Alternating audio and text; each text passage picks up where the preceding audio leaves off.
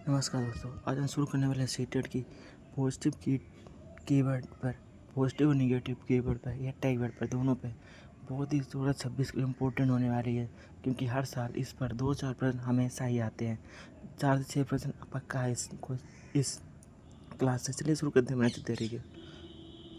बाल केंद्रित शिक्षा। बाल केंद्रित शिक्षा की मुख्य भूमिका किसकी होती है?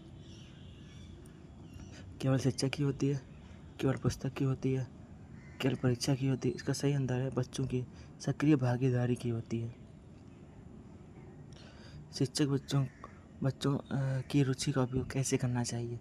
उसे नज़रअंदाज नहीं करना चाहिए, केवल परीक्षा के समय नहीं करना चाहिए, बच्चों को रोक कर नहीं। इसका सही आंसर है सीखने को रुचिकार बनाने में रचनात्मकता को फोकस करना चाहिए। व्यक्तिगत भिन्नता का सम्मान करने वाला शिक्षक क्या करेगा? सही बच्चों को समान गति की अपेक्षा करेगा, बच्चों की अलग अलग ज़रूरतों को समझेगा, कमज़ोर बच्चों को अलग करेगा, तुलना करेगा। इसका सही आंसर है सही बच्चों की अलग अलग ज़रूरतों को समझेगा। सक्रिय सहभागिता का सर्वोत्तम उदाहरण किसका है? सक्रिय सहभागिता का सर्वोत्तम उदाहरण बच्चे जो केवल सुने, बच्चों की चर्चा और गतिविधियों में भाग लें। इसका सही आंसर है बच्चा चर्चा और गतिविधियों में भाग लें। बच्चा केवल नोट्स कर लिखे नहीं, बच्चा लगातार बोले नहीं, रोड लगे नहीं। सही आंसर है सेकंड बी वाला। अनुभव आधारित अधिगम में किसे महत्व मिलता है? केवल रटने को नहीं, बच्चे केवल परीक्षा को नहीं, केवल गृहकार्य को नहीं। इसका आंसर है बच्चे के अनुभव को।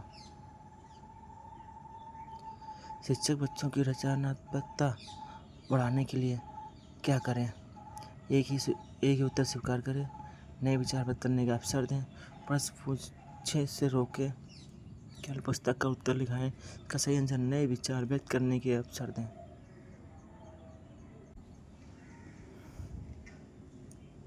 शिक्षक बच्चों की रचनात्मकता बढ़ाने के लिए क्या करें? एक ही उत्तर स्वीकार ना करें, बच्चों को प्रश्न पूछने से ना रोकें, पुस्तक केवल उत्तर समझें। गलत है। सही आंसर नए विचार व्यक्त करने के अवसर दें।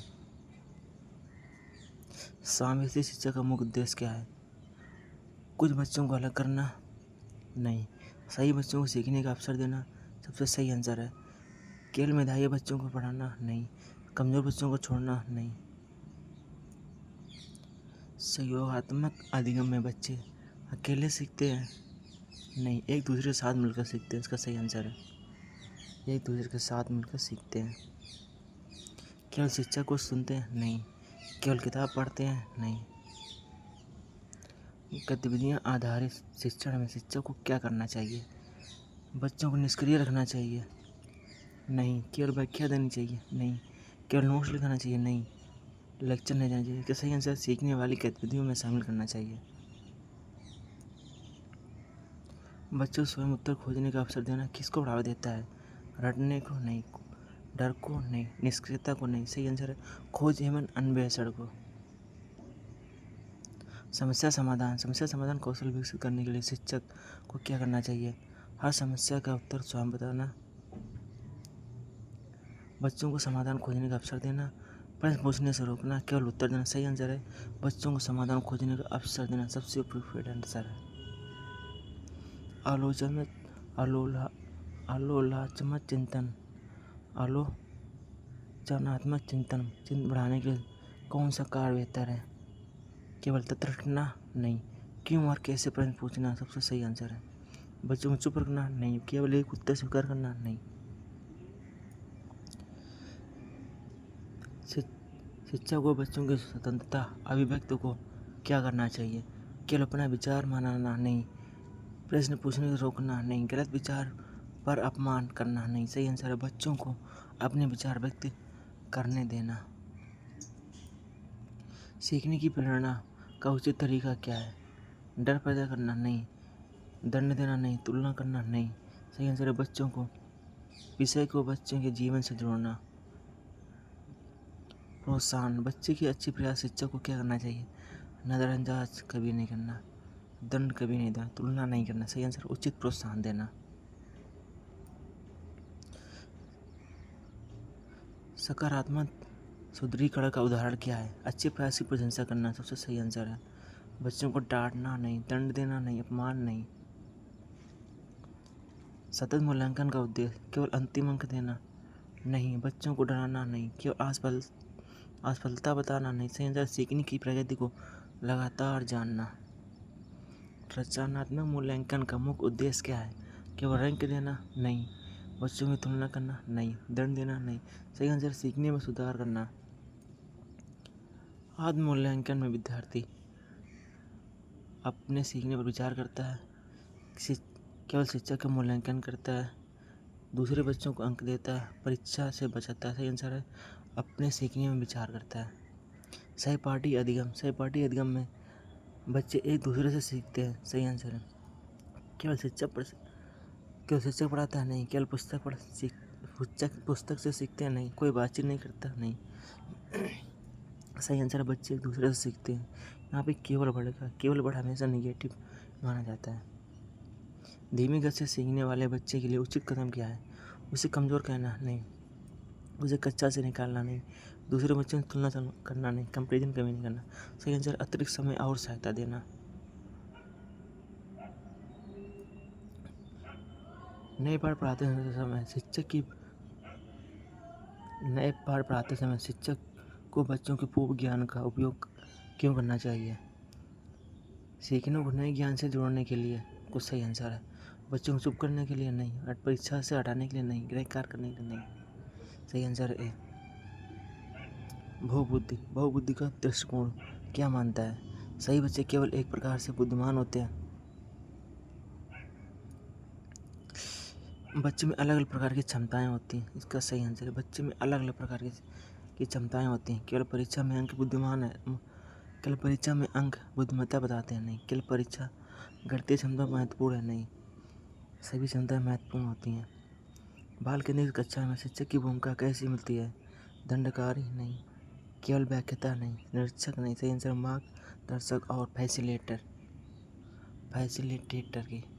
समान अवसर का अर्थ है सभी बच्चों को सीखने के अवसर उपलब्ध कराना, सही आंसर है केवल अच्छे बच्चों को अवसर देना नहीं, सभी को देना, केवल अमीर बच्चों को अवसर देना नहीं, सभी को देना, गरीब को भी देना, कमज़ोर बच्चों को अलग करना नहीं। कक्षा में विविधता का सम्मान करने वाले शिक्षक सही बच्चों की पृष्ठभूमि का सम्मान करेगा, सही आंसर है एक ही संस्कृत को श्रेष्ठ बताना गलत, सभी को श्रेष्ठ बताना है। बच्चों को मजाक उड़ाना नहीं, भेदभाव करना नहीं। बच्चे की गलती को शिक्षक कैसे देखना चाहिए? सीखने के संकेत के रूप में देखना चाहिए, इसका सही आंसर है अपराध के रूप में नहीं, दंड के रूप में नहीं, बच्चे की स्थायी कमजोरी के रूप में नहीं। लोकतांत्रिक की विशेषता क्या बताती है? केवल शिक्षक निर्णय ले, प्रश्न पूछना प्रतिबंधित हो, डर का वातावरण हो, इसका सही आंसर है बच्चों को अपनी बात रखने का अवसर मिले। नेगेटिव कीवर्ड रटने पर जोर, केवल रटाकर उत्तर याद कराना किसका दृष्टिकोण दर्शाता है? रचनात्मक का नहीं, समझ आधारित अधिगम का नहीं, खोज आधारित अधिगम का नहीं, यह आंतरिक अधिगम है। वर्ड लर्निंग ये नेगेटिव का नेगेटिव होता है। शिक्षक को पूरी कक्षा में लगातार बोलना और बच्चों को निष्क्रिय रखना किसकी कमी दर्शाता है? सक्रिय अधिगम नहीं, समावेशन नहीं, सहयोगात्मक नहीं, रचनात्मक नहीं, का सही आंसर है समावेशन, नेगेटिव आंसर है। बच्चों को गलत उत्तर पर शारीरिक या अपमानजनक दंड देना उचित शिक्षण है नहीं, सकारात्मक शुद्धिकरण नहीं, अनुचित शैक्षिक व्यवहार है हाँ, ये नेगेटिव है। नेगेटिव का आसन पूछना, नेगेटिव क्वेश्चन पूछा है। समावेशी शिक्षा नहीं। शिक्षक द्वारा डर पैदा करके पढ़ाना किस दृष्टिकोण के विपरीत है? सकारात्मक अधिगम, सहयोग, बाल केंद्रित, पूरे सभी, ये सभी के प्रति विपरीत है। डर पैदा करके बच्चों को पढ़ाना। भय का वातावरण बच्चों की सक्रिय भागीदारी को बाधित कर सकता है। काम नहीं किया तो दंड मिलेगा, कहना किसका उदाहरण है? प्रोत्साहन का नहीं, स्वतंत्र अभिव्यक्ति का नहीं, सहयोगात्मक अधिगम का नहीं, सही आंसर है धमकी आधारित नियंत्रण निगेटिव पूछा है। जात, लिंग, भाषा या आर्थिक स्थिति के आधार पर बच्चों के साथ अलग अलग व्यवहार करना समावेशन है नहीं, सहयोग है नहीं, समता है नहीं, ये भेदभाव नहीं, पक्षपात है। शिक्षक का बार बार एक बच्चे को दूसरे से तुलना करना हमेशा उचित है नहीं, व्यक्तिगत भिन्नताओं की अपेक्षा कर सकता है, यह सही आंसर। समावेशी शिक्षा है नहीं, आत्मूल्यांकन नहीं, ये व्यक्ति भिन्नताओं की उपेक्षा करता है, उपेक्षा करना सही नहीं होता। बच्चों को नालायक कहकर कमजोर कहकर पहचान देना किसका उदाहरण है? सकारात्मक का नहीं, सहयोग का नहीं, प्रोत्साहन का नहीं, लेबलिंग। ऐसे लेबल से बच्चों की आत्मधारणा को और सीखने को देखिए बच्चों को कमज़ोर करता है। शिक्षक को किसी बच्चे का स्थायी रूप कमज़ोर क्यों नहीं करना चाहिए? बच्चे की क्षमता विकसित हो सकती है। सभी बच्चे हमेशा समान सीखते हैं, परीक्षा समाप्त हो जाती है, शिक्षक की भूमिका समाप्त हो जाती है। इसका सही आंसर है बच्चे की क्षमता विकसित हो सकती है। शिक्षक को किसी बच्चे को स्थायी रूप से कमज़ोर क्यों नहीं कहना चाहिए? क्योंकि बच्चों की क्षमता विकसित हो सकती है। केवल परीक्षा में अंकों को सीखने का अवसर मानना किसकी अपेक्षा है? सीखने की प्रक्रिया, समझ, कौशल, प्रयोग सभी। इसमें यह सभी है। बच्चे की पूरी क्षमता का आकलन केवल अंकों से करना पर्याप्त मूल्यांकन है नहीं, सीखने से अन्य पहलुओं की अपेक्षा कर सकता है, हमेशा सर्वोत्तम है नहीं, समावेशी है नहीं, का सही आंसर सीखने की अन्य पहलुओं की अपेक्षा कर सकता है। क्योंकि मैं केवल बच्चों केवल अंक के लिए पढ़ता है नहीं, और पूरा मानसिक विकास होना चाहिए। सकारात्मक और स्पष्ट व्यवहार का मार्गदर्शन क्या पढ़ा है? डर और कठोर दंड पर आधारित अनुशासन की जगह शिक्षक को क्या अपनाना चाहिए? सकारात्मक और स्पष्ट व्यवहार मार्गदर्शक का सही आंसर है। अधिक दंड, अधिक धमकी, अपमान नहीं। यहाँ पूछा है अनुशासन की जगह शिक्षक को क्या अपनाना चाहिए? सकारात्मक और स्पष्ट व्यवहार। शिक्षक केंद्रित कक्षा में समानता किसकी भूमिका होती है? अधिक होती है। शिक्षक केंद्रित कक्षा में समानता किसकी भूमिका अधिक होती है? शिक्षक की होती है। सही बच्चों की समान रूप से नहीं, सही पार्टियों की नहीं, समुदाय की नहीं, वो शिक्षक केंद्र शिक्षक की होती है। बच्चों को केवल चुपचाप सुनने के लिए कहना किसकी कमी दर्शाता है? सक्रिय भागीदारिता नहीं, समावेशन नहीं, रचनात्मक नहीं। इसका आंसर कमेंट बॉक्स में बताइए। सभी बच्चों को उनकी ज़रूरत के लिए परवाह किए बिना एक ही तरीके से पढ़ना किसकी पीछा करता है? व्यक्तिगत भिन्नता, समान अवसर, सहयोग, प्रेरणा। ये सभी बच्चों को ज़रूरत की परवाह किए बिना एक ही तरीके से पढ़ाना किसकी अपेक्षा करता है? व्यक्तिगत भिन्नता की अपेक्षा करता है।